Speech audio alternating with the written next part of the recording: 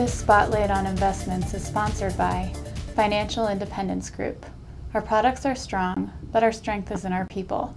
For more information, please visit figmarketing.com.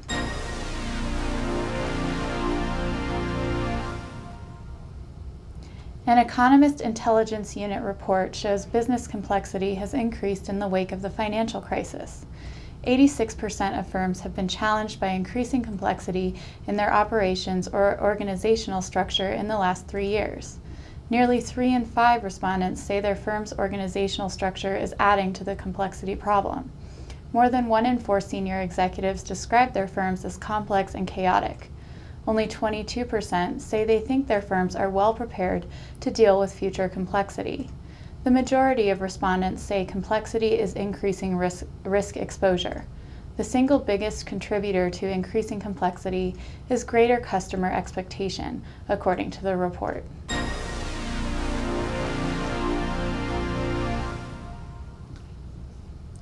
A Securities and Exchange Commission study recommends a common fiduciary standard for brokers and investment advisors.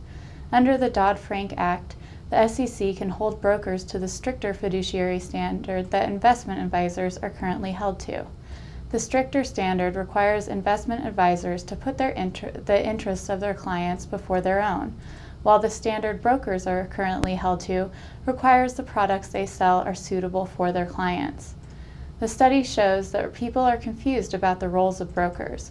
It recommends the SEC consider implementing the same protections for investors when brokers and advisors perform the same duties.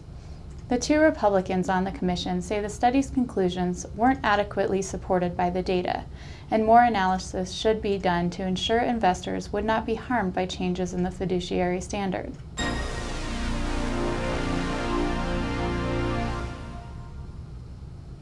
A new study finds a wider distribution of ownership leads to better performance among advisory firms. The Investment News Moss Adams survey finds the top 25% of firms polled had a median of 40% active owners as a percentage of the total number of employees at the firm. The other remaining firms surveyed had a median of 25%. The top performers were determined by factors such as more rapid revenue growth, higher margins, better client retention, and higher client acquisition success. In order to qualify for the survey, advisory firms must have at least 1 year of business and $150,000 in annual gross revenue. The survey included 612 firms. For more industry spotlights, visit producersweb.com.